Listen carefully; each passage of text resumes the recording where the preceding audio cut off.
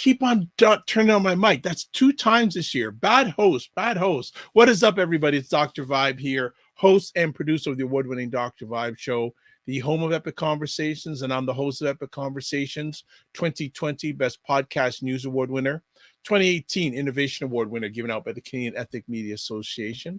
I also co-produce and co-host the only online show in the world for dads and fathers. It's sponsored by Dove Men Plus Care, and being part of that team over the last 2 years, so that's 2022 and 2021, reached out to over 100,000 fathers directly and indirectly around the world. And as always, I like to say you're blessed, highly favored, a magnet for miracles, and a solution for someone's problem. And looking forward to another epic conversation, because this is the home of Epic Conversations, and I'm the home of Epic Conversations. So before we get into our new friend we're going to be having on the platform today, a few things as always. If you haven't, subscribe to the Dr. Vibe Show on YouTube. And when you subscribe, also put on the notification bell.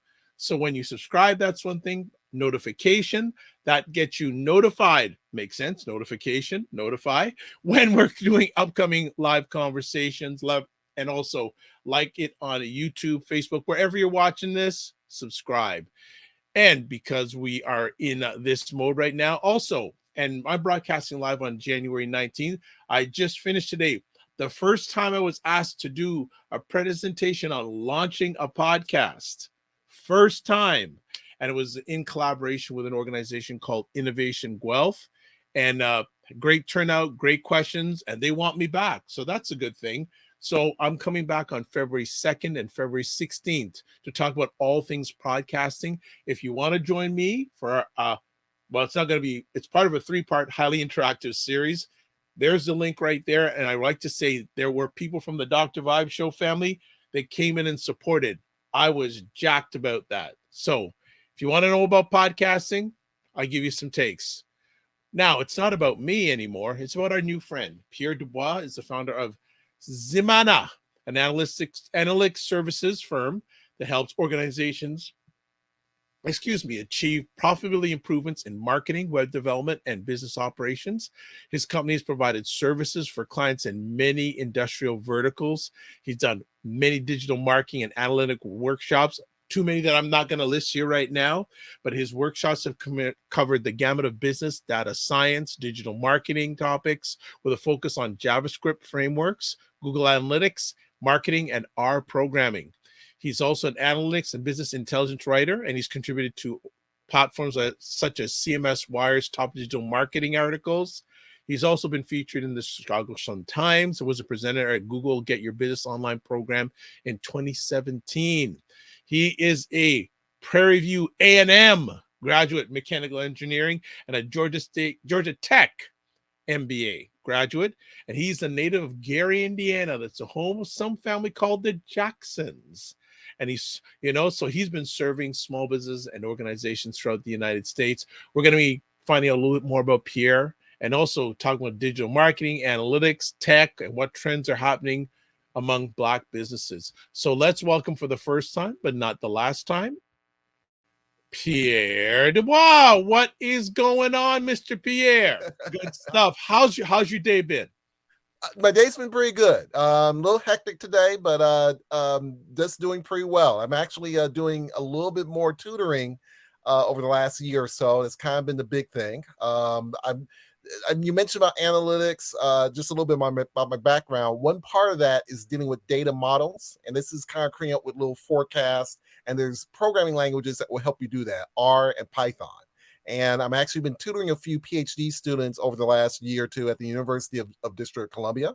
So that's been a pretty big challenge, but I'm enjoying that just the same too. So it sounds like that's time consuming. Just by the way you describe me, it sounds time consuming, is it? Yeah, it can be. But I think this is a challenge for everybody. Black-owned businesses in particular, I think, are challenged. I think we have a lot of great options, which is terrific. And I know you and I had talked about this before. I think it helps us in communicating and talking to each other and finding resources. If you go back to the days of the Green Book, the idea of, trying to find, who was that Black barber, who was that Black beautician, and so forth. We still have a little bit of that going on now and finding resources, but it's now digital. And I think it helps us for finding the right people, but it also means that it's a challenge in trying to make good decisions too. So there you go. Excellent. So let's talk about your young days growing up in Gary. Okay. Let's find out. So what was young Pierre all about growing up in Gary, Indiana? Well, a little different than I am now, but no moonwalking, unfortunately. Can't moonwalk. You mentioned that the first time we met. Yeah.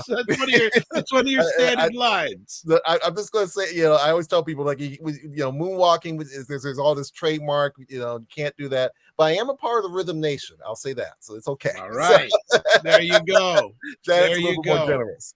Nice. Gary has been my hometown. I was born in '69. And I grew up with a very big passion for automobiles. In fact, I wanted to be an automotive engineer. So a lot of my time in Gary was growing up. I used to make model cars out of cardboard. That was my hobby. Oh, and that gave me the interest in automobiles enough to go in and do go to Purdue and then eventually to Prairie View to do engineering as a mechanical engineering student, and then go into Ford Motor Company and worked at Ford for 8 years as an engineer. Wow. So those were, yeah. So and Gary is you hear a lot of some negative on Gary a little bit. Gary is sort of Gary's history, if you want to look at it, is really not any different than say a Detroit, but there's a big asterisk where cities like a Detroit or Cleveland have had things to kind of help pull them out. You got to look at things like Gary, Flint, all these smaller areas that have had a Black history to it. Not quite a Wakanda, but maybe a Wakanda Heights, so to speak, basically, if you want to use the Black Panther analogy, where they've sort of struggled a little bit in trying to get back. And you had this sort of exodus of Black professionals out of the area. If you go here now, there's still some folks here, and there's a lot of good people are Gary's kind of hit that bottom. It's kind of been coming back, but population size had dropped off just like it did in Detroit and and in Cleveland, that type of spot. But there's still it was always a little bit of a struggle to kind of keep professionals in the area. That's always been kind of a challenge. But as I moved around and as I got older as an adult, I met people from different areas. One person I remember, she was from East. I remember because we dated for a little bit of time, basically. But she was from East St. Louis, and she was more defensive about East St. Louis than I was about Gary. That was the thing that was funny.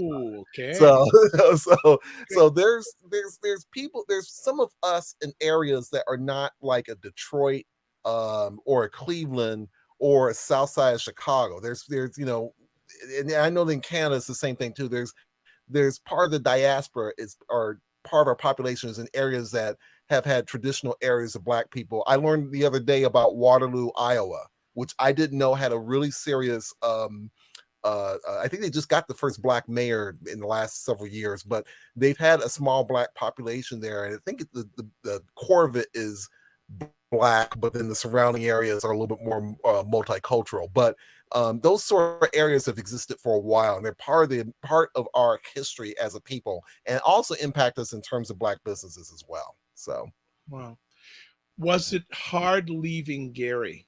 And do you ever go back? I'm based in Gary now, so that's been a good thing. So the answer to that last question is yeah, you can come back.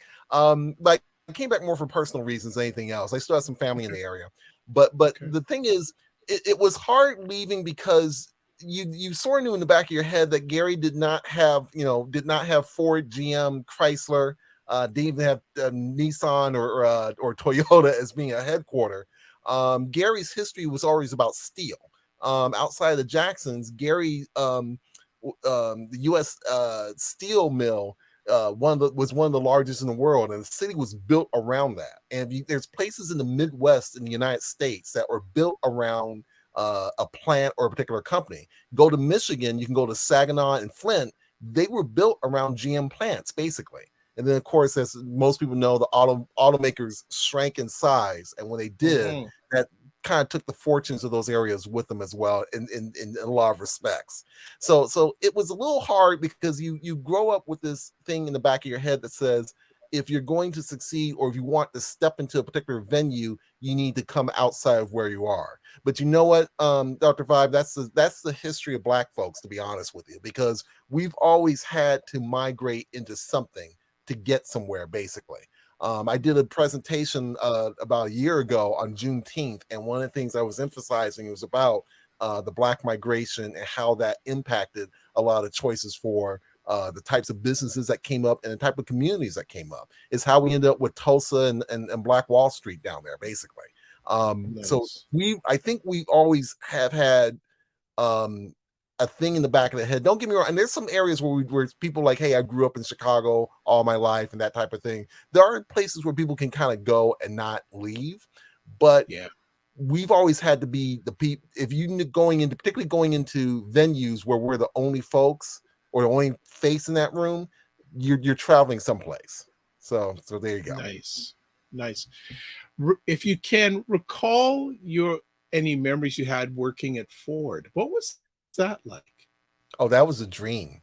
That was a dream for me. And it was I say that because it was I didn't think I really just was very focused as a kid. I just really it was like, gotta get to the car industry. Okay. Well, I sat there with my mom. She's like, well, what do you want to be? Well, I want to be a car dealer. She's like, well, do you want to build cars or do you want to engineer them? Well, I think I want to engineer them. I'm like, okay, then you got to be an engineer. And I had step by step that was just very ordered for me. And I think the challenge for me was when I got into Ford, I loved it, loved being there. Had a Mustang 5.0 for a couple of years. Oh, I had you G 90, 5.0 Mustang. All right. 96 GT. Wow. Um, Wow. I got a good story about sliding in the snow in that too. That was funny. But You can share that if you want right now. I'll share that real quick. I was supposed to be coming out of I was supposed to quote unquote race a friend back home. And we were both coming out. She had a Escort GT. I had a Ford Mustang GT.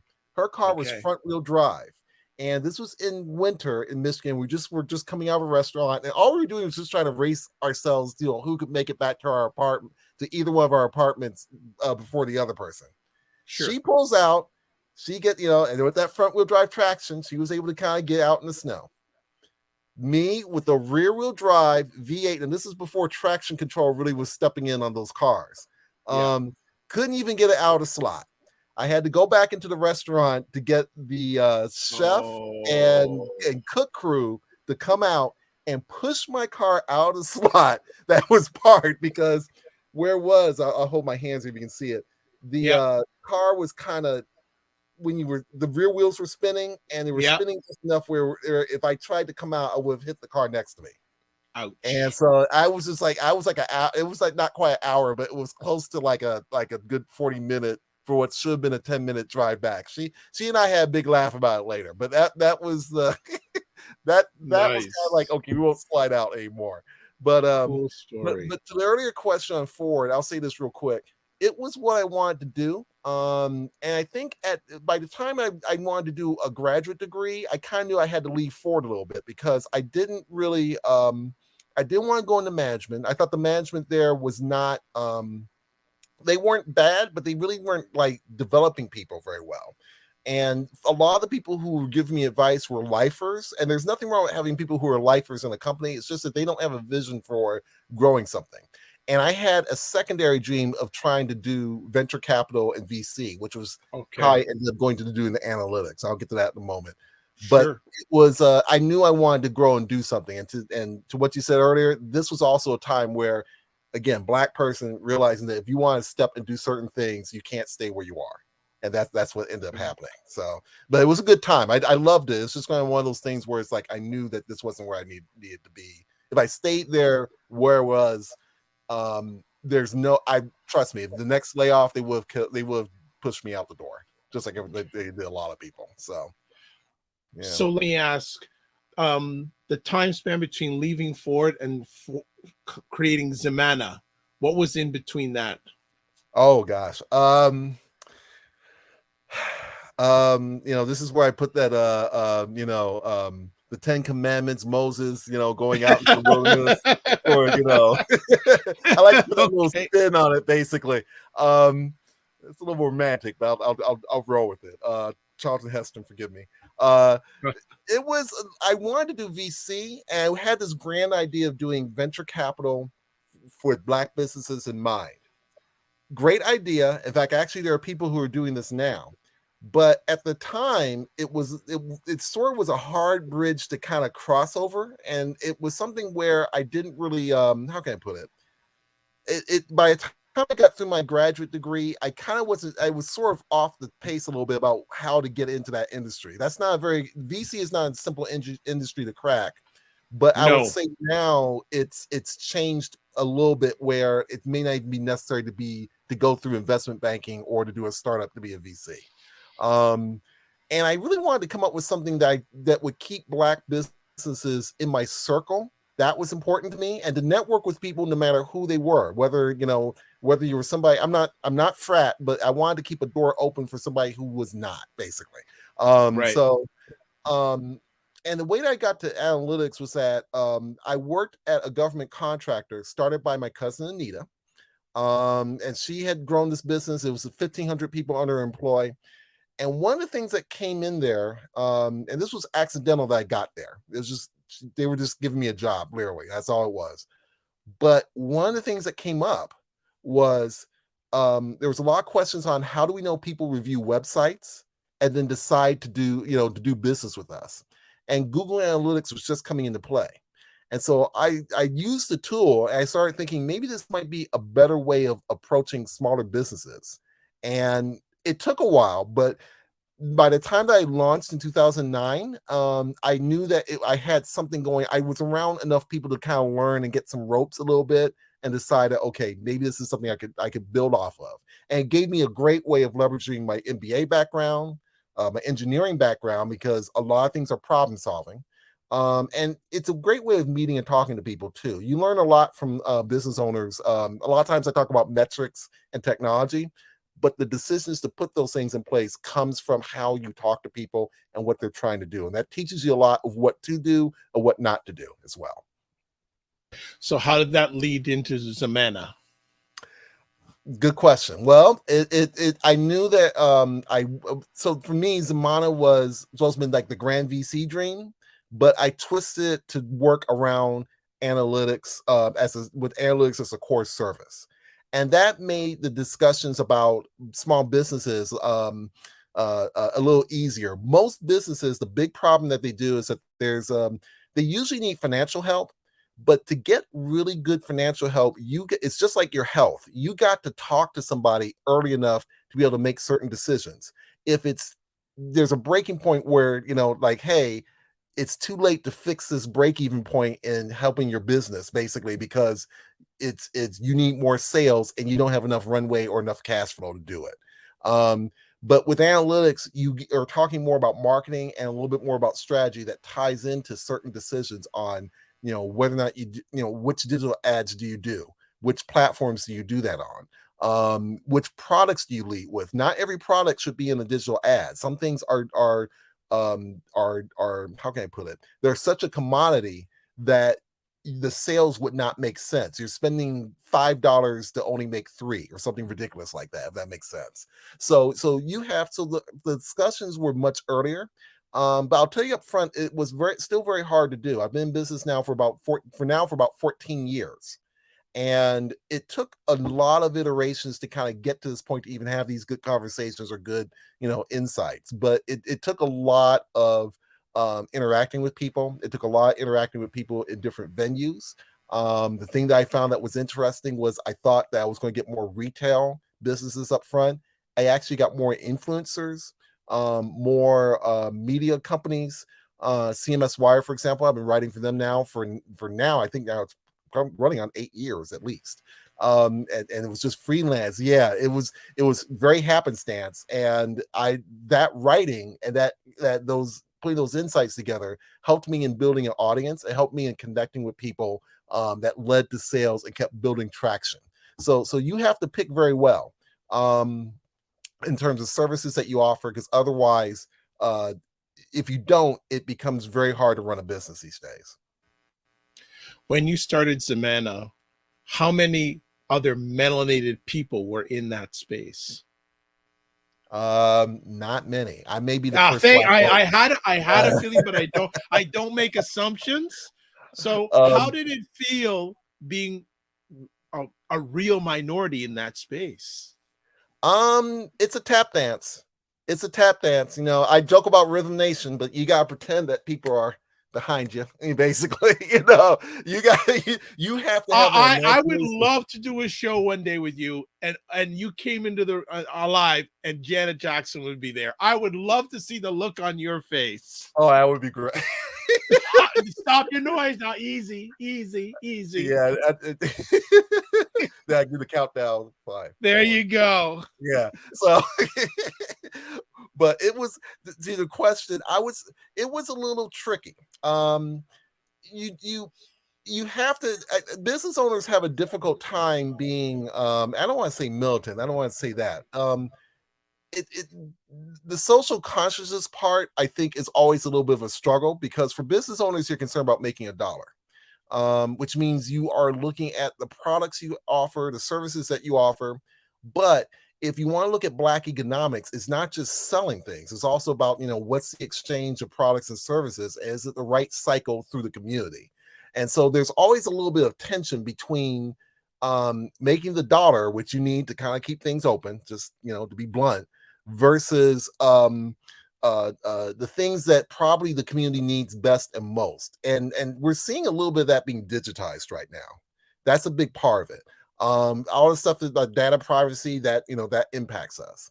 I mentioned about looking for where we are in terms of looking for other Black consumers and looking for Black businesses. That's digitized right now. The other thing is that I think the differences between Black businesses back when the days of Ebony and Jet and Black Enterprise first started versus now is that now you have certain corporate interests, like Target it has a Black History Month section, and they have they've actually profiled Black business owners, which is a good thing. But now you have this a dueling I don't want to say conflict. More like you have another platform that as a Black business owner, you still have to serve in some capacity, basically. And that can be a little bit of a challenge, basically, in things that you want to do versus things you have to do. I'll give you a really good example. When I first started, I was in Brooklyn, New York, where I started Zimana, and I met a man. He had a contracting business. The name of it was Minority Black Contractors, which was kind of a struggled name a little bit, but I liked who he was, and we actually vibed pretty well. And one day he wanted to put together a second website. He wanted to put it with just white faces on there. And I said, well, why would you want to do that? And I said, well, he said, well, I want to attract higher end customers, but I'm a little concerned that they would see my crew and not hire us. And so I talked to him a little bit about this. I sort of got where he was going with it. And I know that contractors have a hard time. But I said the other problem that you're introducing, though, is that, number one, you're telling your crew, who was mostly Black, some Hispanic, I think.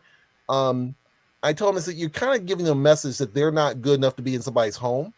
So that might be a problem for you if you're trying to recruit people. The second thing is that as a Black business owner, do you really want your first dollar from somebody coming from a bigot?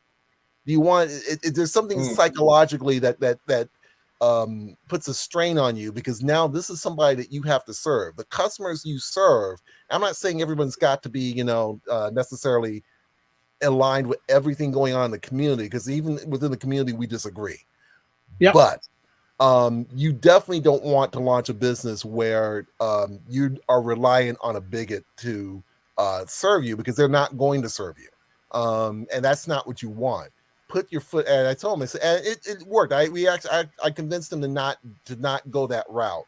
But it interests me, Dr. Vibe, because it was the fact that you could put something on a website and present yourself in a way that's too radically different from who you are. There's some things that are somewhat okay to play with, but there's some other things that you've got to know when it's pushing you too far out the envelope and it's not true to your audience. It's not true to the people you want to serve. It creates more. It does more than fraud. It creates a lot of problems, basically. But it was an interesting take on it. So, and he's not the only one who I've run into with that sort of discussion. Basically, there's always a thing about websites. What do you put on there? How do you present? What do you go after? So I'm already going to say this to Pierre live. You're coming back, by the way. Just telling you that because you're dropping so many knowledge bombs that we need to have you come back and go a little bit deeper on some of this stuff. But let me ask, as a conversation piece, how, from your lens, has the pandemic impacted Black business? That is a good question. I think it exasperated. I think the businesses that struggled, I think struggled worse. In fact, actually, I just found out an incubator that I went to in Chicago. I don't think it's opened up anymore. I don't think they're going to reopen because of the pandemic. I think it's been harder on us in some ways because of the fact that not every. I talk about, we hear about Black Twitter and people being online, but not everybody operates online, and not everybody operates in the same way. And I think the pandemic has hurt in some ways in terms of being able to network with people, being able to network with each other effectively, being able to build sales, being able to find resources. And I think being online helps out a lot because I say a lot with a little bit of the air quote around here, basically. So it helps out a lot because you can find people to network with and talk to. The fact that you and I are talking to each other through a digital medium is phenomenal. I had a VA who she was based out of Kenosha, Wisconsin. Very terrific lady. We were able to get a lot of things done. She did a lot of things done with a spreadsheet that helped me in trying to develop a package. Being able to find resources is the number one thing that the internet, I think, has been a benefit. But at the same time, it's put a lot of our conversation on Front Street in some ways. It's put a lot of our struggles on Front Street. And now we have to be discerning on who can help and who may not be helping. And you see this all the time, whether you go to Clubhouse, you see a lot of people talking, but not really doing much of anything. You can also have people who are committing. I've had people try to come up to me with fraud, to be quite honest, too. So you have to. So I think it's a double-edged sword. I think it's helped us in connecting to the right resources, but I think there's a shift in how we communicate, and not just for Black people. I think it's also for all people globally, but for Black people in particular, it's a shift. And we have to think a little more critically about, if we are going to interact with each other, what's that, what's the next step beyond a hello? How do people follow up? The fact that some resources don't stay in business all the time. I mentioned about the incubators before. Things disappear. How do we replace them?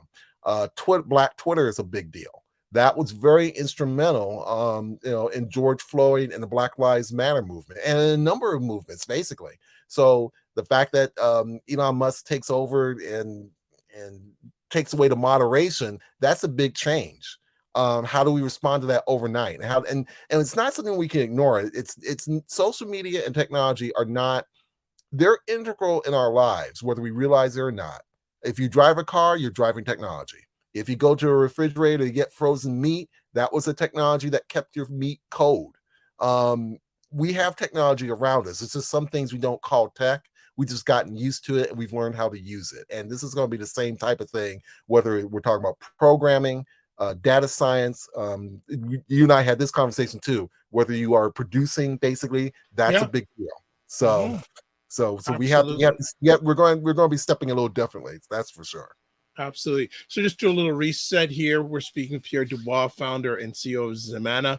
We're talking many different things, digital, etc., all over the place. If you have any questions, especially if you're watching this live, please put them in the chat. I know Pierre will do his absolute best to answer them. Let's continue on. The world of digital marketing, ever evolving, ever changing. Let me ask you, how has digital marketing changed from the time you entered this space to where it's at now? Ooh. Okay, that's a whole nother show. Okay, we can touch a little bit later. We're just teasing here, but we will do a show just on digital marketing. But just in your journey, how has it changed, especially on the impact of melanated people? I think it's helped a little bit in terms of, I mentioned about communication. That's the big one. Things that I remember growing up that were just maybe limited to just us, so to speak, kind of like a FUBU moment, if you want to call it that. They're more out there. And I think people hear that, and I think they're picking up more of that nuanced vibe. Sometimes that's a good thing. I think politically, people use it to work against us, basically, a little bit. But I think socially, it's helped out a little bit in some terms. A great example would be just the reactions that people have had about policing, the brutality over policing. A lot of that took place on Twitter, took place around hashtags. Hashtags are the town halls. A lot of people call Twitter the town halls, but it's really the hashtags. And it's how people have used those to have a conversation back and forth. And sometimes, the conversations are a little bit more gritty. Things that you might hear on even like an RB morning talk show, like the Breakfast Club, for example. I remember growing up, those sort of talks, you can only hear those on the radio. And the people, and granted, airwaves went far, but it was always around, your people. And you can even when you got to work, you kind of know, like, oh yeah, did you hear about what Steve Harvey talked about? I'm like, oh yeah, I heard about Steve Harvey and so. But now you have, something like a Breakfast Club can be played on YouTube, can be played repeatedly. The fact that we can do this on a smartphone made it more convenient for that to be played back whenever we want it. It allowed us to dissect and hear ourselves a lot more, and allowed others to dissect and hear ourselves a lot more. And I think that type of communication, I think it's been beneficial in some ways because it allowed more of us to have a voice rather than just how can I put it? Like in music, remember how you had like pop music and how pop musicians were always got the mainstream attention, but the people who the guys of the world and Teddy Riley's of the world, they didn't quite get the attention beyond R&B. I think now that's been broken down quite a bit, and this generation that's come up underneath us have really pushed that at quite a bit.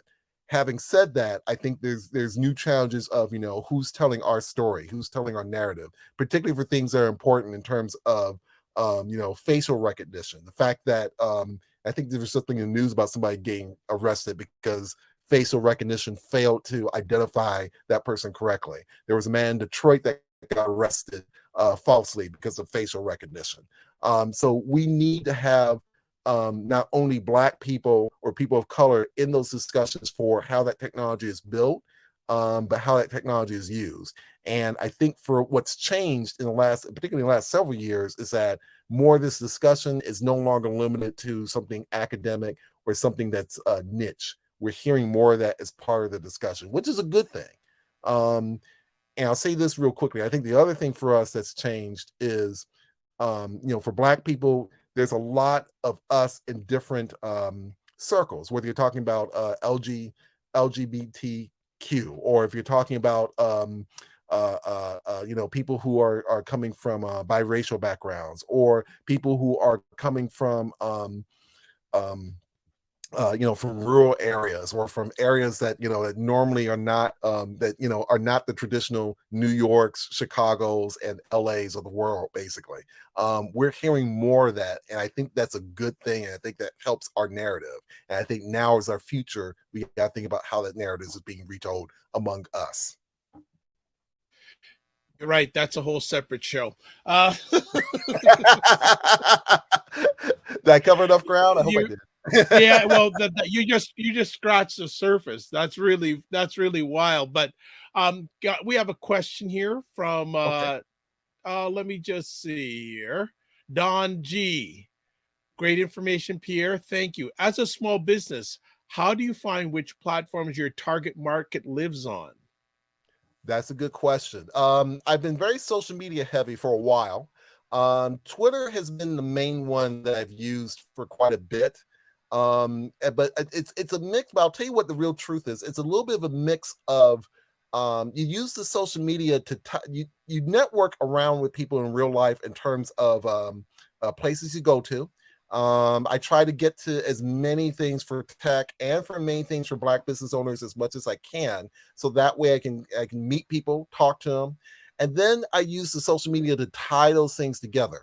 Your social media is, whether you use Twitter, whether you use YouTube, whether you're using Clubhouse, you're doing any of the social audio apps, for example, it should be an extension of how you greet and talk to people, so that way they remember you and at least get you on the board. That's a big part of this. When I first started, to Dr. Vibe's earlier question, a lot of times in 2009, 2008, a lot of this was still geared towards advertisers and to some cases tech. And then it took a while for mainstream people to kind of adopt and find ways to use. And that's kind of the cycle that goes through for technology all the time. That's just how it is. You start with a niche and then the audience adopts, basically. But what you want to do as a business owner is you need to think about, I would say the big thing I would think about going into this year and beyond, most platforms are thinking about communities, and you need to kind of think about, where are the communities that you can network with in terms of a mix of chamber of commerce or something in real life, plus things that you do through Twitter, through a Discord. It could be, again, through Clubhouse is a great, it's still, they've got some struggles, but it's still a great platform to use. And if you don't use that, look at things like a LinkedIn event or Twitter Spaces, basically. But the point is, you need to have a blend of real life and a little bit of digital to make it work. With one without the other kind of leaves you too isolated, and it breaks your marketing. And then find ways to connect with people in between, with your content, with email, with even with talks like this too.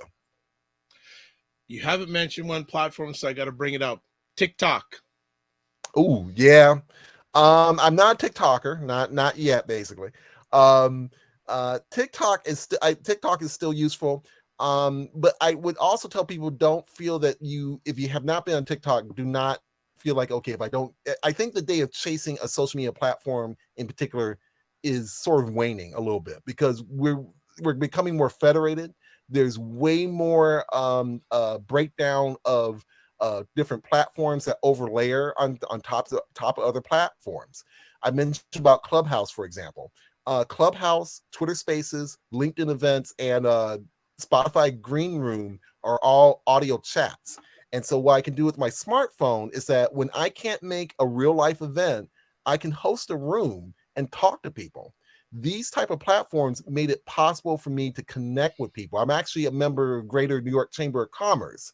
And one of the things that we do is we talk to each other through Clubhouse and LinkedIn events as well. We still do Zoom, but the point is that this gives a platform to connect with people in between. And I think what's happening is that this layered effect, this sort of, think like a Jenga puzzle, where you have like a Jenga piece here, Jenga piece here, there a piece, everywhere a piece. The idea is that you have a couple of pieces that you can that you have to slot together to make a communication channel. And I think that's becoming a little easier because a lot of these platforms are overlapping a little bit in terms of features. So I would say use these to layer and talk to people as much as possible. Good stuff. As we go on, as time's starting to wind down quickly here, so we'll get some other stuff in before that we finish up. Analytics. I'm going to be totally honest. Up until like 2-3 years ago, I didn't pay attention, really deep dive into analytics. So don't cuss me out. But now, especially, my greatest engagement platform is YouTube, and I am fiercely looking at my YouTube analytics all the time.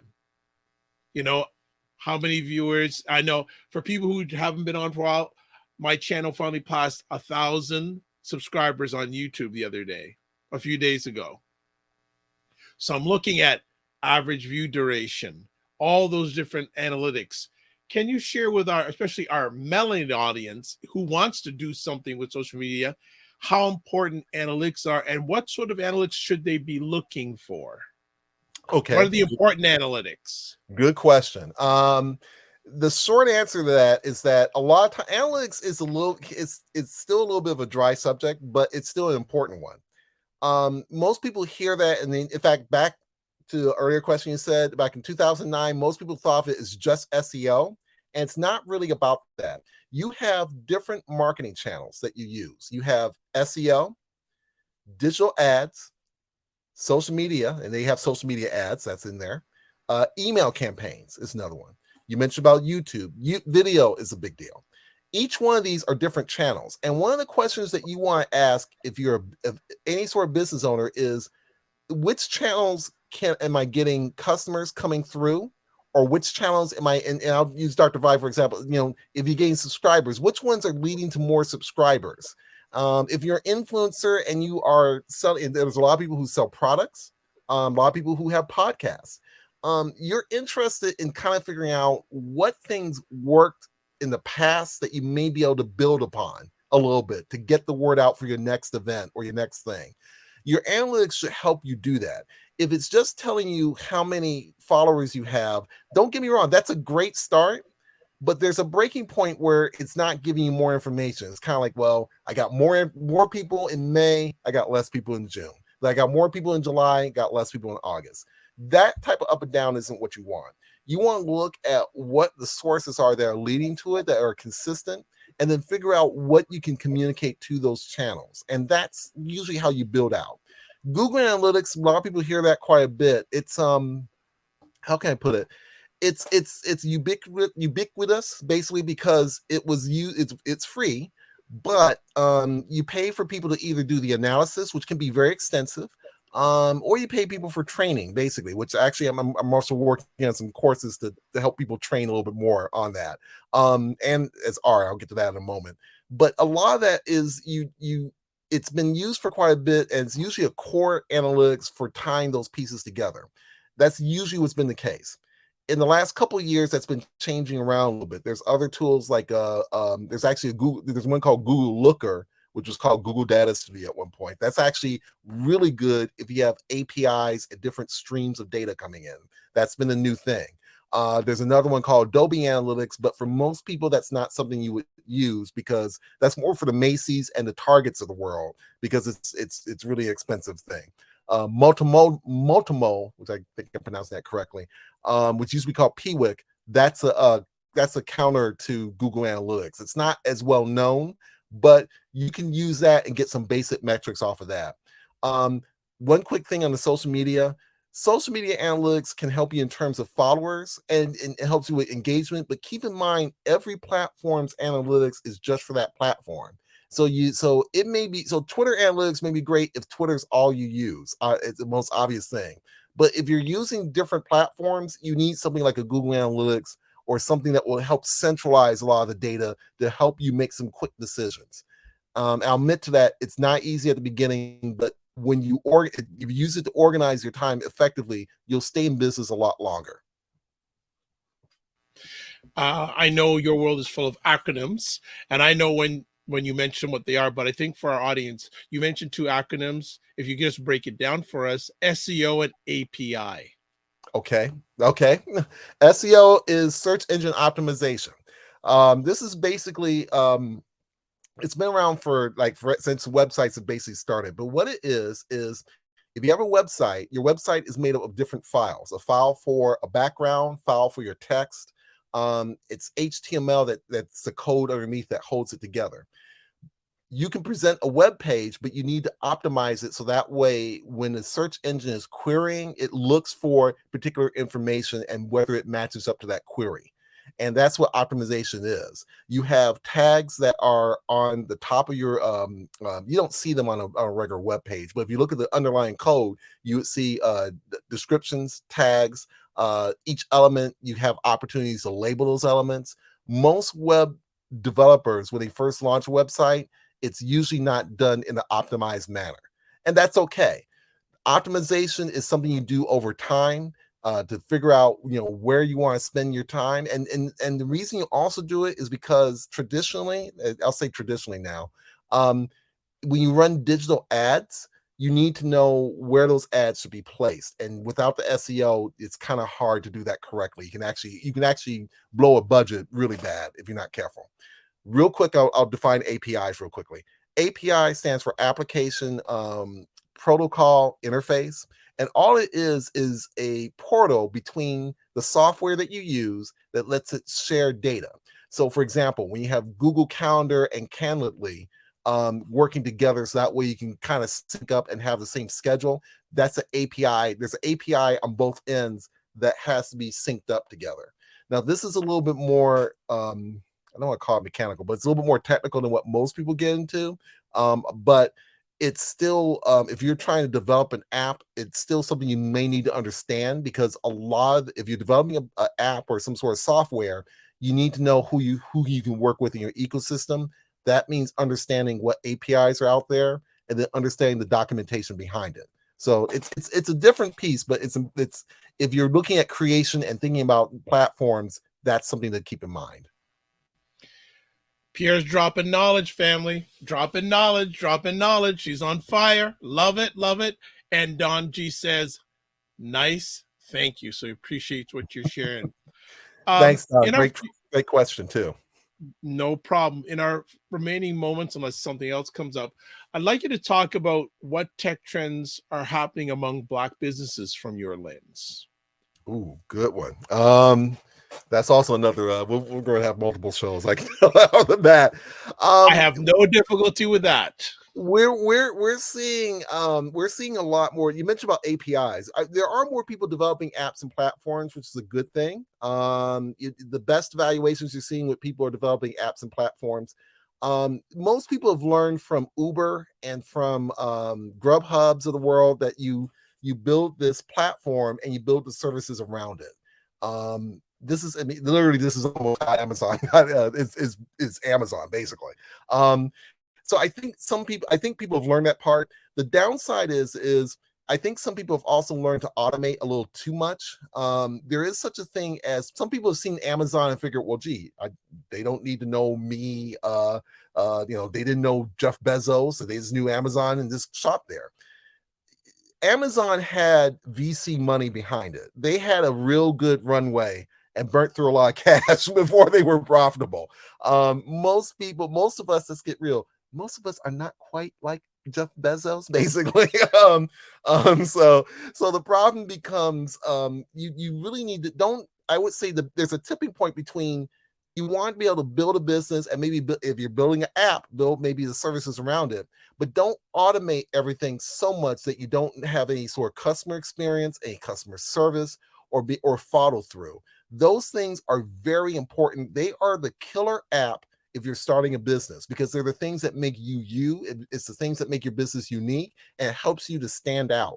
A lot of people, I know a lot of people that they've planned these businesses to be, hey, I just want to sell some junk and make some money. They've heard the smart hustle mantra a little too much.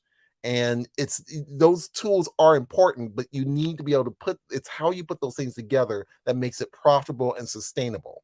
Otherwise, all you're doing is just hustling on the street, and it's a digital street, but it's still hustling in a way that doesn't get you going, and it doesn't build community. So I think that will be a struggle for us for a long time. I don't think it's just about necessarily just as Black business owners. I just think it's with technology right now. Like I said at the beginning, there's a lot of great options that people can pursue, which is terrific. But the struggle with having too many options is that you can also make some choices that are not really conducive for building a business correctly. It's come up my alleged mind. AI is coming hard, man. Yeah. AI is coming hard, and I'm trying to get my head wrapped around, especially with what I do, because I know that artificial intelligence is going to change what I'm doing. Yeah. And by the way, I'm a chatbot. No, I'm just kidding. I don't hold anything back against you. I don't doubt you anyway. Yeah. But AI, what's the impact through your lens about AI going forward? Because I'm starting to try to understand the impact on broadcaster like myself, and what do I use, what don't I use? And I'm sure many of our melanated business owners probably aren't even aware, and they may just be left behind. Yeah, I think Chat GPT. I'll take it from there and see if we can build up. Chat GPT is a chat bot that's been generating a lot of buzz. Very good chat bot. You ask questions and it gives you a lot of really good. I see with air quotes, relatively good answers.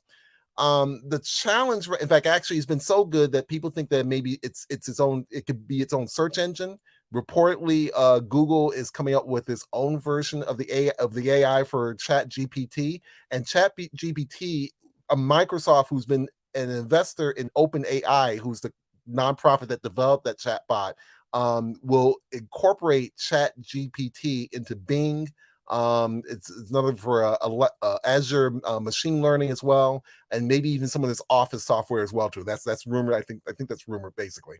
But the point of this is that I think I think what AI will be is going to be, it's still going to remain in this assistant, kind of like a very sophisticated Amazon Alexa. With the differences is that uh, uh, uh, we have to make adjustments in how we ask questions and get the support. I know when I write for CMS Wire, for example, I go through a lot of information I have to vet. Something like a Chat GPT can help summarize some things, but the big criticism right now from an ethics standpoint is that it's still trained on up to 2021, if I remember correctly, in terms of internet data.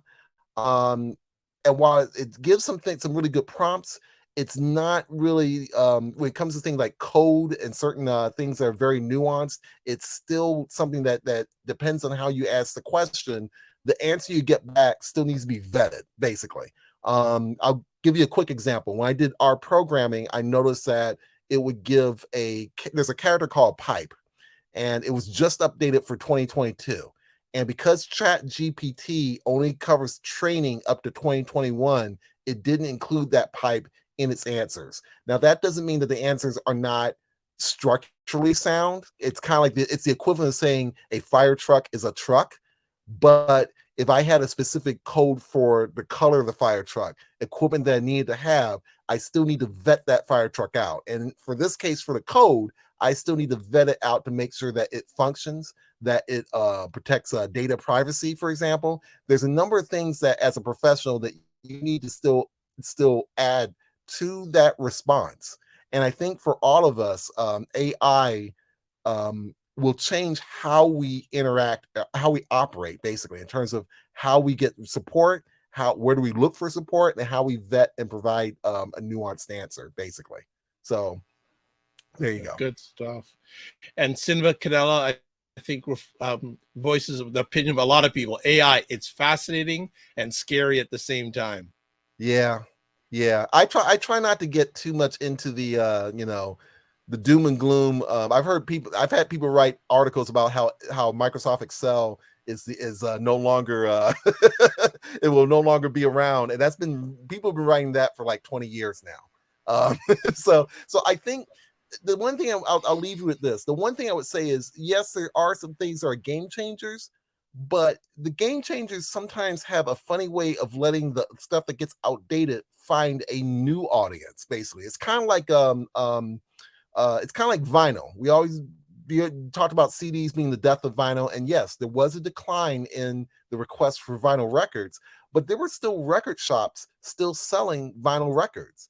And the fact that we still even had record shops made a big deal, basically. So I would say don't get too, just keep picking up on news a little bit about what things are changing. I think this thing with Chat GPT still needs to play out a little bit. And I think having a chat bot that's so wide open takes away a context for it that doesn't where it has some great applications and then not so great applications. I think the universities who are looking at banning the use of Chat GPT is still interested.